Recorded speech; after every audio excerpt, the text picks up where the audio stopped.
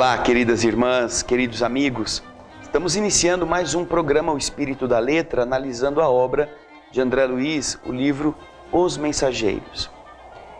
Temos visto já nos capítulos anteriores a ligação que André Luiz está fazendo entre as experiências fracassadas dos médiuns, dos doutrinadores e os conselhos recebidos dos espíritos superiores, dos espíritos instrutores que preparam as pessoas para virem à Terra a fim de que elas se transformem em mensagens de amor na transformação de todas as nossas estruturas de conhecimento, de entendimento sobre as questões do espírito. E na semana passada nós tratamos do desastre do Acelino. Lembram-se? Quando aquele médium muito preparado veio à Terra e, ao invés de trabalhar no bem, ele usou da mediunidade como instrumento de ganho material. Ele nos conta, então, no capítulo 8º, a sua desgraça. Mas hoje nós vamos para o capítulo 9º, cujo título é Ouvindo Impressões. Depois que eles conversaram, que o Acelino contou a sua história, André nos informa, e você vai acompanhar no texto aí do capítulo 9, que ele deixou os dois, Acelino e Otávio, conversando. Enquanto isso, Vicente, o seu amigo médico, foi levá-lo a um outro ângulo da sala. Ali, muitos grupos se mantinham em palestras interessantes e educativas. E eu observava que quase todos comentavam as suas derrotas sofridas na terra. Uma senhora, por exemplo, uma velhinha simpática, dizia: eu fiz tudo quanto eu pude, conversando com duas companheiras que a escutavam. Mas os laços de família são muito fortes. Algo se fazia ouvir sempre, com voz muito alta em meu espírito, obrigando-me ao desempenho da tarefa. Mas, e o marido? O marido. A esposa. Os filhinhos. E aí? Dizia a mulher. Amâncio nunca se conformou. Se os enfermos me procuravam para o receituário comum, ele se agarrava à neurastenia, à irritação. Se os companheiros de doutrina me convidavam aos estudos evangélicos, ele se revoltava ciumento. Que pensam vocês? Chegava, inclusive, a jogar as minhas filhas contra mim. Como seria possível, nessas circunstâncias, atender às obrigações mediúnicas? Olha, que isto é uma coisa natural em muitas famílias.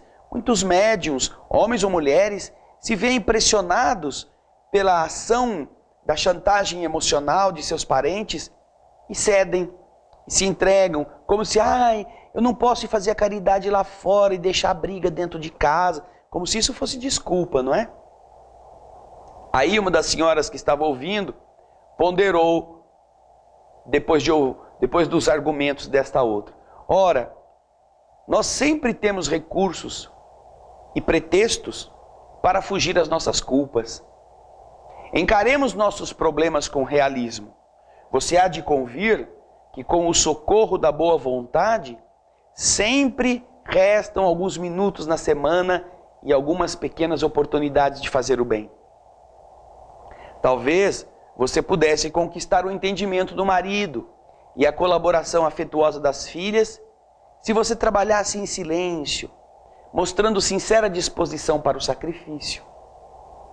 Nossos atos, Mariana, são muito mais contagiosos que as nossas palavras.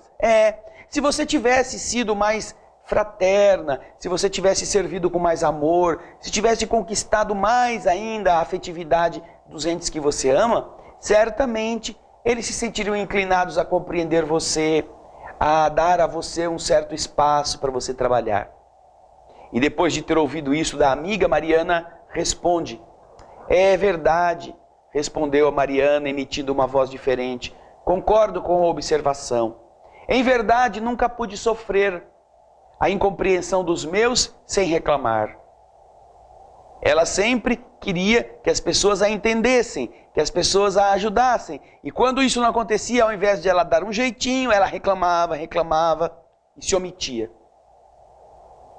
Enquanto isso, a amiga lhe diz: para trabalharmos com eficiência, é preciso saber calar antes de tudo.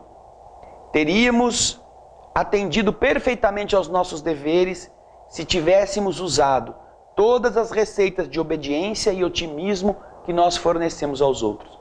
Aconselhar é sempre útil, mas aconselhar em excesso pode traduzir esquecimentos de nossas obrigações.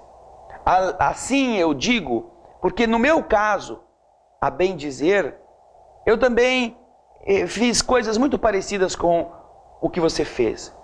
Fomos para a terra para construir com Jesus, mas caímos na tolice de acreditar que andávamos pela terra para discutir nossos caprichos. Não executei minhas tarefas mediúnicas em virtude da irritação que me dominou, dada a indiferença dos meus familiares pelos serviços espirituais. Nossos instrutores aqui muito me recomendaram antes que para bem ensinar é necessário exemplificar melhor. Entretanto, por minha desventura, tudo esqueci no trabalho temporário da terra. Se meu marido fazia ponderações, eu criava refutações. Não suportava qualquer parecer contrário ao meu ponto de vista em matéria de crença, incapaz de perceber a vaidade e a tolice dos meus gestos. Das irreflexões nasceu minha perda na última encarnação, na qual agravei em muito as responsabilidades. Quase mensalmente, Joaquim e eu nos empenhávamos em discussões. E não trocávamos apenas os insultos duros, machucantes, mas também os fluidos venenosos que nós produzíamos em nossa mente rebelde e doente. Entre os conflitos e suas consequências, passei o tempo inutilizada para qualquer trabalho de elevação espiritual. Então você vê que também problemas de ordem afetiva na família são obstáculos quando nós não sabemos enfrentá-los. Quando nós não aprendemos a ser mais humildes, a ser mais devotados, a sermos mais gentis com as pessoas. No próximo bloco, nós iremos continuar acompanhando os relatos que André Luiz vai ouvindo enquanto está nessa reunião lá no Centro de Mensageiros. Fique conosco porque o que vem depois também é muito interessante. Até já.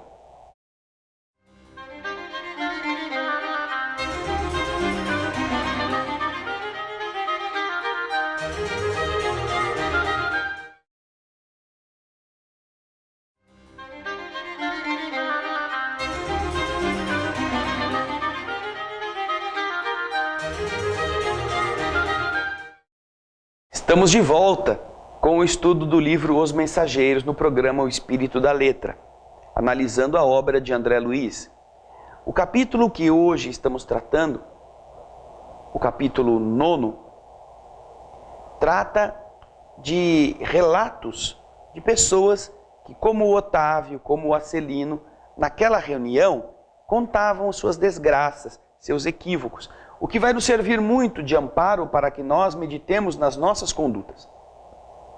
André está ouvindo duas mulheres conversando sobre suas fragilidades emocionais e os problemas da família que as impediram, segundo elas depois descobriram, de cumprir a tarefa mediúnica por suas vulnerabilidades. Elas foram fracas, elas não foram firmes. E enquanto estavam conversando ali, Vicente, o amigo de André, chamou-o para apresentar a um outro conhecido. E ao lado deles estava um grupo de senhoras que também conversavam, muito animadas. E uma dizia para a outra assim: afinal, Ernestina, qual foi a causa do seu desastre? E a Ernestina respondeu: apenas o medo, minha amiga. Que desastre é esse? Não é que desastre que ela está perguntando? Desastre de estarem ali como médiuns fracassados. Como médiuns que estiveram na terra e não souberam conduzir-se. Como é então, Ernestina, que foi o seu desastre? E a Ernestina respondeu: o medo. apenas o medo. Tive medo de tudo e de todos. Foi o meu grande mal. E a outra responde: mas como tudo isso impressiona, você foi muitíssimo preparada. Eu me recordo ainda das nossas lições em conjunto. As instrutoras do esclarecimento confiavam extraordinariamente na sua ajuda. Seu aproveitamento era um padrão para todas nós. Minha querida amiga Benita, suas lembranças fazem-me sentir com mais clareza a extensão da minha falência pessoal. Entretanto, não devo fugir da realidade. Fui a culpada de tudo. Preparei-me o bastante para resgatar antigos débitos e efetuar edificações novas. Contudo, não vigiei como se impunha. O chamamento ao serviço chegou no tempo próprio, orientando-me o raciocínio a melhores esclarecimentos. Nossos instrutores me proporcionavam os mais santos incentivos. Mas desconfiei dos homens, dos espíritos e até de mim mesma. Nos estudos que fazia, não encontrava nada para me ajudar. Os estudiosos do plano físico eu via como pessoas de má fé. Nos irmãos invisíveis, presumia encontrar apenas galhofeiros, gozadores, fantasiados de orientadores. E em mim mesma receava as tendências nocivas. Como eu posso ser média?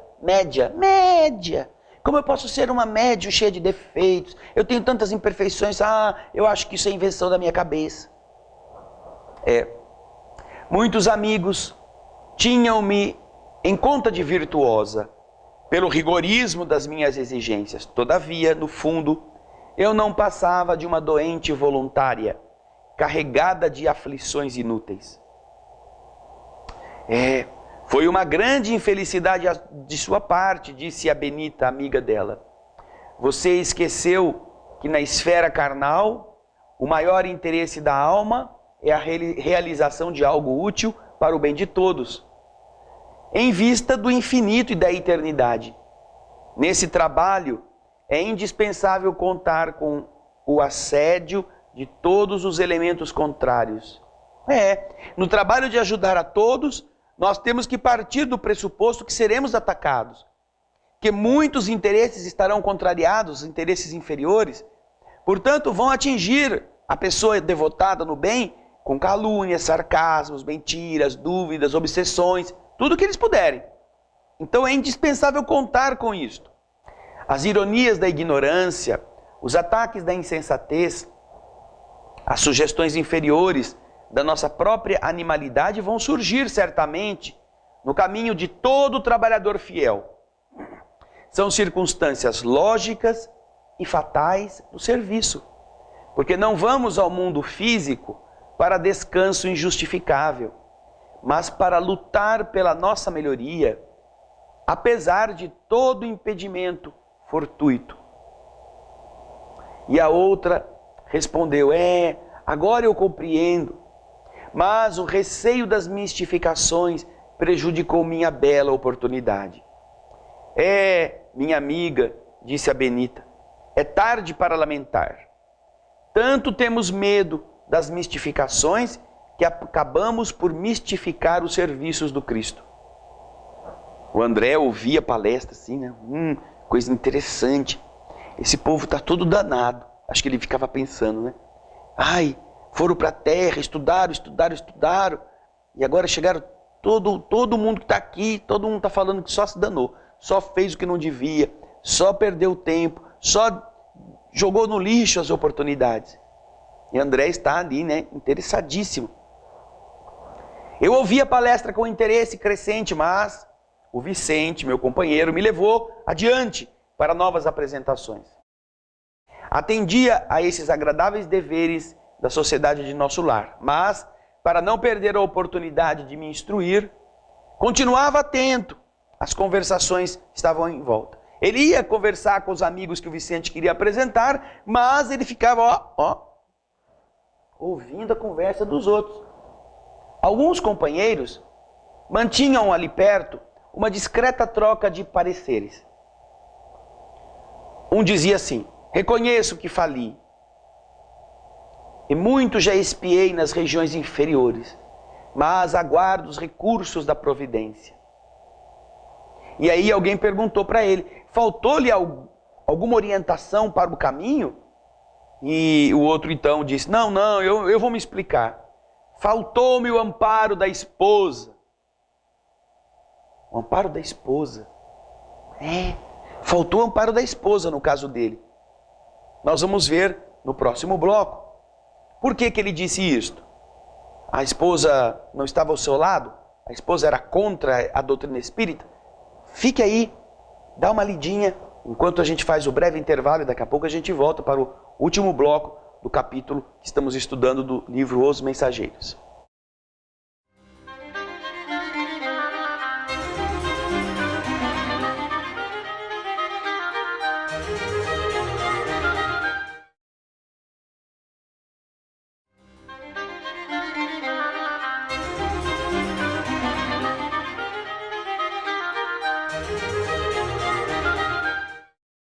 Estamos de volta com o estudo do capítulo 9, ouvindo instruções do livro Os Mensageiros, obra do espírito André Luiz, escrita através do médium Francisco Cândido Xavier. E no bloco passado, nós vimos que André Luiz, juntamente com Vicente, perambulavam pelo salão ouvindo conversas, trocando ideias, sendo apresentados às pessoas, e André, sempre com a orelha em pé, estava atento para aprender. Ele então ouviu um companheiro se queixando que ele também havia falhado. E olha que interessante, havia falhado por causa da falta da companhia, do amparo da esposa, a companheira querida. E então vamos ouvir o que esse nosso outro irmão que falhou na mediunidade nos conta. Enquanto eu tive a minha esposa ao meu lado, verificava profundo equilíbrio em minhas forças psíquicas. A companhia dela, sem que eu pudesse explicar, compensava-me todo o gasto de energia mediúnica. Minha noção de balanço, de equilíbrio, estava nas mãos da minha querida Adélia. Porém, eu me esqueci de que o bom servo deve estar preparado para o serviço do Senhor, em qualquer circunstância. Não aprendi a ciência da conformação e nem me resignei a continuar sozinho nas estradas humanas depois de ter perdido a minha companheira. Quando me senti sem a dedicação daquela querida irmã, arrebatada pela morte, me amedrontei por me sentir em desequilíbrio e, de maneira errada, procurei substituí-la. E nessa substituição fui acidentado. Estava ele sozinho, depois de ter convivido com uma companheira que lhe dava o apoio, a vibração, a energia, o equilíbrio. E quando ela se foi, não quis ficar sozinho, e aí enveredou pelo caminho da experimentação afetiva, que no caso dele, levou ao acidente. Casou-se de novo, é o que ele conta agora. Minha segunda mulher, extremamente ligada a entidades malfazejas, com seus desvarios, com suas loucuras, arrastou-me a perversões sexuais de que nunca me supusera capaz. Voltei insensivelmente ao convívio de criaturas perversas e, tendo começado bem, acabei mal. Meus desastres foram enormes. Entretanto, embora reconheça minha deficiência, entendo ainda hoje que o triunfo, mesmo no futuro, vai ser muito difícil para mim sem a companheira bem-amada. A conversa estava muito interessante. Desejava acompanhar o seu desenrolar, o seu curso, mas Vicente chamou minha atenção para outro assunto. E era então necessário acompanhá-lo. Vocês viram? Vocês viram? Alguém que estava em equilíbrio na família, que tinha uma companhia, que tinha alguém que o abençoava no trabalho, que o apoiava, e que enquanto essa pessoa estava perto, tudo ia perfeitamente. No entanto, quis o destino que a querida esposa desencarnasse, deixando o marido consigo mesmo, para que ele percebesse a fragilidade de que era dotado na área da emoção. Resolveu, então, sair da situação de viuvez para unir-se a uma outra pessoa. Uma outra pessoa que certamente era diferente da primeira esposa e que, para ser agradável às suas ansiedades, o novo marido, o ex-viúvo, acompanhava-a nas suas aventuras. Certamente mais jovem, certamente mais calorosa, mais efusiva, fez com que ele, do equilíbrio, da serenidade, da manutenção, da estabilidade, na troca da intimidade afetiva com a primeira esposa, migrasse agora para todas as aventuras, todos aqueles excessos que acabam desequilibrando as energias, por estarem vinculando a mente a quadros, a emoções bastante difíceis para o ser humano em geral e para o médium em particular. E foi isto que fez com que ele, que havia começado bem, terminasse mal. E nós lembramos com essas advertências não só a questão de termos esposa, porque no caso a segunda era esposa, era a companheira legítima, mas que os médiuns, tanto quanto as pessoas de bem, devem estar muito atentos aos lugares onde vão, às companhias com quem eles trocam experiências, às relações afetivas, porque ele não estará só vivendo experiências físicas, ele estará se envolvendo vibratória e psiquicamente com outros tipos de espíritos, podendo receber o impacto negativo se porventura forem espíritos inferiores. A mediunidade é algo muito sério e o trabalho que ela envolve pede das pessoas que se candidatam ao serviço do bem essa disciplina, este equilíbrio. Ninguém está, e nós vamos ver sempre nas obras espíritas, condenando o ato da sexualidade natural, agradável, sadio, quando realizado com base no afeto, com base no amor verdadeiro, no equilíbrio das manifestações da alma.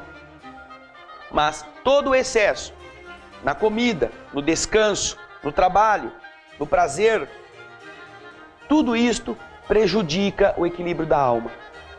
E para quem tem que trabalhar com a alma no equilíbrio para o equilíbrio dos outros, isto é um problema sério.